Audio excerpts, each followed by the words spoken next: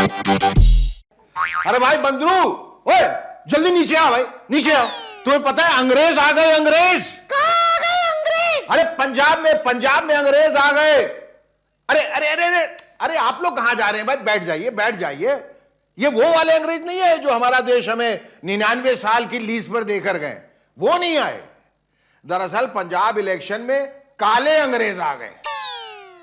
ओए मैं नहीं लाया यार काले अंग्रेज नू लेके आए हैं पंजाब के मुख्यमंत्री चन्नी साहब।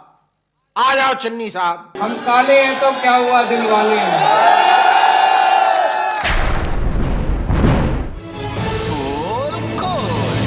पंजाब के इलेक्शन में पहले तो कैप्टन साहब की दोस्त पाकिस्तान की मोहतरमा अरूषा आलम आई। अब काले अंग्रेज आ गए मुख्यमंत्री चरणजीत सिंह चन्नी की मेहरबानी से। चन्नी साहब ने आम आदमी पार्टी के सर्वे सर्वा अरविंद केजरीवाल पर देखिए कैसे रंग रंगीला हमला किया। देखिए देखिए। ऐसी कहने यार पंजाब पंजाबियों का लोगों का तुसी आके इत्थे खड़न ना पाओ, ये बाहर से आके काले अंग्रेज राज करना चाहते। ये ठीक गल नहीं है चन्नी साहब, गलत बात है। अब अगर पंजाब की पब्लिक भी पलट के आपको ये वाला गाना सुना दे तो आपको कैसा लगेगा? हो काला शकाला, हो काला शकाला, मेरा काला है सरदार, गोरिया नु दफा करो, काला शकाला। पंजाब की पब्लिक को तो पहले से ही काले पसंद है चन्नी साहब, समझ रहे हैं आप। इसलिए आपको अगर अपने विरोधियों पर हमला करना ही है तो ऐसे थोड़ी करना चाहिए कि काले अंग्रेज आ गए, गोरे अंग्रेज आ गए। देखिए बेचारे केजरीवाल जी दुखी होकर कैसे आपके बयान पर सिक्सर मार रहे हैं। देखिए देखिए। चन्नी साहब कहते हैं केजरीवाल काला है। हम काले हैं तो क्या हुआ, दिल वाले हैं। कहते हैं केजरीवाल काला है। मैं उनको कहना चाहता हूँ चन्नी साहब, मैं चाहे काला हूँ लेकिन मेरी नीयत अच्छी है, मेरी नीयत साफ है। मैं दिल का काला नहीं हूँ और जनता जानती है दिल के काले कौन है। चन्नी साहब सोच रहे थे कि अपनी कलरफुल गुगली से केजरीवाल जी को बोल्ड कर दूंगा, लेकिन केजरीवाल जी ने भी कच्ची गुगलियां नहीं खेली है, माफ कीजिएगा। उन्होंने इस काले रंग पे पूरा महाकाव्य ही लिख दिया, काला सा काला। पंजाब की मेरी जितनी माएँ हैं उनको ये काला बेटा पसंद है। पंजाब की जितनी मेरी बहनें हैं उनको ये काला भाई पसंद है। और ये काला आदमी अपने सारे वादे पूरे करेगा। मैं झूठे ऐलान नहीं करता, मैं झूठे वादे नहीं करता। देखा कितना काला काला हो रहा। लेकिन इस काला काला के शोर में एक उजली बात भी हुई, एक बहुत ही उजली बात कांग्रेस के लिए। वो क्या बंदरू? वो ये कि पंजाब कांग्रेस के अध्यक्ष नवजोत सिंह सिद्धू ने अपनी तोप का मुंह काफी समय बाद अपनी पार्टी की तरफ से घुमाकर विरोधी पार्टियों की तरफ कर दिया और अपनी पार्टी की तरफ मुस्कुराता हुआ, खिलखिलाता हुआ चेहरा कर दिया। देखिए देखिए। विथ भाई के साथ मुस्कुरा तो रहे सिद्धू पाजी, लेकिन कुछ पता नहीं कब तक मुस्कुराएं, क्योंकि अपने पाजी ताली करते करते ठोको भी करने लगते हैं। अचानक ठोको। तुम्हें ऐसा डर क्यों लग रहा है शेखू? ऐसा डर इसलिए लग रहा है बंदरू क्योंकि 2 दिन पहले सिद्धू पाजी के भाई यानी कांग्रेस आला कमान ने सिद्धू पाजी और मुख्यमंत्री चन्नी को दिल्ली दरबार में तलब किया था। किस लिए तलब किया होगा ये तो हमें पता नहीं, लेकिन घर के बड़े बुजुर्ग बच्चों को कब और किस लिए बुलाते हैं ये तो हमें भी पता है। इसलिए चन्नी साहब हम तो यही कहेंगे कि आप बस ये दुआ कीजिए कि सिद्धू पाजी की तोप का मुंह इसी तरह आपकी तरफ से हटके दूसरे लोगों की तरफ हो रहे और वो यूं ही मुस्कुराते रहे और आप भी थोड़ा मुस्कुराइए। जरूरी थोड़ी है कि बंदा लखनऊ आकर ही मुस्कुराएगा, हैं? पंजाब में भी मुस्कुरा सकता है, तो मुस्कुराइए, आप पंजाब में हैं। आहो। खलबली है खलबली, खलबली है खलबली, खलबली है खलबली। कोलकाता बल खाए, मुंबई लहराए, दिल्ली थर्राए, है खलबली।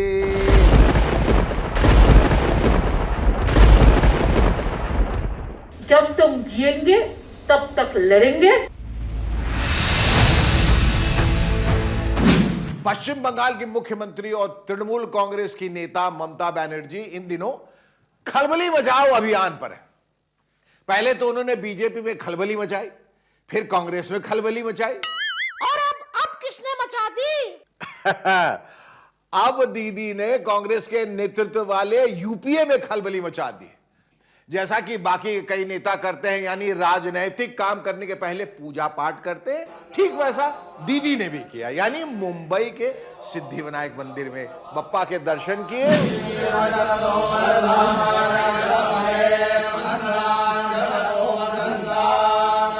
और उसके बाद दीदी ने यूपीए पे धावा बोल दिया। दीदी बोली, किधर है यूपीए, कोथाय, कहां पर है यूपीए, है किस गोली में है यूपीए, हमको बताओ कहां है, वेयर इज यूपीए। शरद जी को आप यूपीए का नेतृत्व करना चाहिए, चेयरमैन बनाना चाहिए। अरे क्या यूपीए, अभी यूपीए नहीं है। यूपीए क्या है? ममता दीदी क्षेत्रीय पार्टी का नेता बनने की कोशिश कर रही है, इसलिए बिना किसी लाग लपेट के वो कह रही हैं कि रीजनल पार्टियों को एक साथ लाना पड़ेगा। We have to get the regional parties together. यानी अब अकेला नहीं चलना है ना रे, अब संग संग चलना है। Better all the regional parties if we can work together. Regional party build up the national party. If all the regional parties are together, it is a very easy game to defeat the BJP. यही वजह है कि दीदी ने जय बांग्ला के साथ साथ जय मराठा भी किया। जय मराठा एंड जय बांग्ला, जय मराठा एंड जय बांग्ला। तो साफ है कि दीदी खेला कर रही हैं, और वो खेला ये कर रही हैं कि केंद्र में बीजेपी के विरोध की राजनीति की धुरी वो खुद बने, ना कि कांग्रेस। राजनीति में इसका मतलब यह है कि अगर दिल्ली में गैर बीजेपी सरकार बने तो दीदी ही प्रधानमंत्री बने। इसलिए दीदी ने बिना नाम लिए राहुल गांधी पे भी तंज कस दिया। बंगाल में अच्छा है, हमको क्या है इधर उधर जाने के लिए, हम इसी के लिए घूमने की कोशिश किया कि अगर हम जाएंगे तो हमारा साथ ये लोग भी जाएगा, एक कंपटीशन बनेगा। दूसरी बात यह है, अगर कोई कुछ करते ही नहीं है, आधा टाइम आप विदेश में रहो तो पॉलिटिक्स कैसे होगा। दीदी निकलेगी तो फिर दूर तलक जाएगी। अब आप पूछेंगे कि आखिर दीदी ने यूपीए के बारे में जो इतना सब बोला, उसका शिवसेना और राष्ट्रवादी कांग्रेस पार्टी यानी एनसीपी पर क्या असर हुआ, यानी उन्होंने खुलकर दीदी का साथ दिया या नहीं। तो इसका जवाब यह है, सुन ले बंदरू, कि मुंबई में दीदी की शिवसेना प्रमुख और मुख्यमंत्री उद्धव ठाकरे से मुलाकात हो ही नहीं पाई। चूंकि उद्धव जी अस्पताल में थे, इसलिए दीदी उनसे भेंट नहीं कर पाए। हां, उद्धव जी के सुपुत्र और महाराष्ट्र सरकार के मंत्री आदित्य ठाकरे जरूर दीदी से मिले, लेकिन वो शिष्टाचार भेंट बताकर कुछ भी साफ साफ बोलने से साफ साफ बच गए। नुसतं अशीच एक चांगली बैठक झाली, भेट झाली, आणि मला वाटतं जे एक नातं आहे, आमचं वेगळं नातं आहे, ते पुढे नेण्याचा अर्थात आहे। शिवसेना के प्रवक्ता और सांसद संजय राउत ने तो साफ साफ लफ्जों में जो कहा, उसमें ममता दीदी के लिए तो सम्मान है, लेकिन उन्होंने यह भी जता दिया कि कांग्रेस के बिना विपक्षी एकता असंभव है। बोले तो इम्पॉसिबल। ममता जी का सवाल जायज है, यूपीए कहाँ है।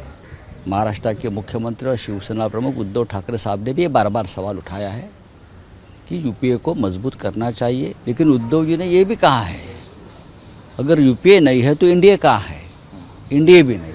तो कांग्रेस को दूर रखकर अगर कोई फ्रंट बन सकता है, ये मुझे लगता है राजनीति की ये सोच ठीक नहीं है। जहां तक राष्ट्रवादी कांग्रेस पार्टी के अध्यक्ष शरद पवार जी का सवाल है, तो उनके बारे में तो सभी जानते ही हैं कि वो बड़े नाप तौल कर बोलते हैं। इतना नापते तौलते हैं कि बड़े से बड़ा और छोटे से छोटा दुकानदार भी उनके सामने पानी भरे। इसलिए उन्होंने जो कहा वो ना ममता दीदी का समर्थन था और ना विरोध। उनका कहा ऐसा था जिसका हर कोई मनचाहा मतलब निकाल सकता है, चाहे तो आप भी निकाल लीजिए। You are free to come to your own conclusion. हमारे लिए इम्पोर्टेंट इशू है। हमारे लिए एक स्ट्रांग लोगों का भरोसा रहेगा, वो किसके नेतृत्व में हुए कौन जाएंगे ये सेकेंडरी बात। तो कुल मिला के भाइयों बहनों, निष्कर्ष यानी कंक्लूजन यह है कि ममता दीदी ने मुंबई में कोशिश तो बहुत की, अपने बयानों से खलबली भी मचाई, लेकिन शायद वो ये समझ नहीं पाए या शायद प्रशांत किशोर उनको ये समझा नहीं पाए कि मौजूदा महाराष्ट्र सरकार में शिवसेना और एनसीपी के अलावा कांग्रेस भी शामिल है और दीदी के कहने भर से ये दोनों पार्टियां अपनी सत्ता की कुर्बानी तो देंगी नहीं। इसलिए मुझे नहीं लगता कि शिवसेना और एनसीपी दीदी के कांग्रेस मुक्त विपक्ष अभियान में साथ देंगी। लेकिन साथ में यह भी कहना पड़ेगा कि दीदी के सलाहकार पीके यानी प्रशांत किशोर भी हार नहीं मान रहे। हार नहीं मानूंगा, हरार नहीं ठानूंगा, उन्होंने एक ट्वीट किया जो कांग्रेस पे हमला ही था। पीके ये कह रहे हैं कि कांग्रेस या उसके किसी नेता के पास कोई दैवीय अधिकार नहीं है। जाहिर है कांग्रेस की तरफ से भी इसकी प्रतिक्रिया होनी ही थी। इसलिए जब उद्योगपति गौतम अडानी ने कोलकाता में ममता दीदी से मुलाकात की तो कांग्रेसियों ने पीके पे तंज कसते हुए कहा कि भाई जी दीदी के लिए कोई दूसरा सेठ जी ढूंढ लाते, इसका क्या मायने है ये आप खुद समझिए, क्योंकि कुछ मेहनत भाई साहब आप भी कीजिए, मैं ही अकेले कितनी मेहनत करूंगा। हाँ, एक सेकंड, कोई मैसेज आया। अरे ये क्या, ये तो दीदी के लिए बड़े झटके वाली खबर है। क्या हुआ? अरे हुआ ये बंदरू कि सीपीएम के महासचिव सीताराम येचुरी तो बीजेपी से लड़ने के मुद्दे पर तृणमूल कांग्रेस के इरादे पर ही सवाल खड़ा कर रहे हैं। येचुरी जी का कहना है कि एनडीए यानी बीजेपी वाले गठबंधन के साथ तृणमूल कांग्रेस का बहुत पुराना रिश्ता रहा है। आप सब येचुरी जी की ये पूरी बात सुनिए। एनडीए के साथ उनका लंबा समय तक एसोसिएशन रहा, 2 बार वो केंद्रीय मंत्री रह चुकी है एनडीए की सरकारों में, तो इसलिए बीजेपी के साथ मिलकर वहाँ पे चुनाव लड़ी असेंबली की एक बार, तो वो जो है बीजेपी के खिलाफ डटकर खड़े रहेगी। इसके ऊपर ऑलवेज प्रश्न चिन्ह था, अब वो साबित हो रहा है। येचुरी जी की ये बातें तो दीदी के मंसूबों पर लोटा भर के नहीं, पूरी बाल्टी भर के पानी फेरने वाली है। दीदी कांग्रेस को नहीं चाहती, शिवसेना एनसीपी और सीपीएम दीदी के साथ नहीं, तो फिर दीदी के साथ है कौन? लेकिन कोई बात नहीं दीदी, आप अकेला चलो और प्रशांत किशोर को गाने के लिए बोलो बोलो। যদি তোর ডাক শুনে কেউ না আসে তবে একলা চলো রে, যদি তোর ডাক শুনে কেউ না আসে তবে একলা চলো রে, একলা চলো একলা চলো একলা চলো একলা চলো রে, যদি তোর যদি তোর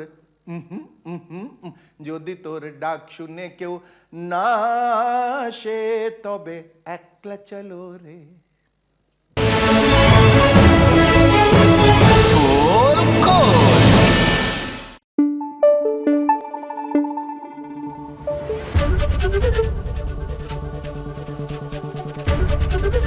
एबीपी न्यूज आपको रखे आगे।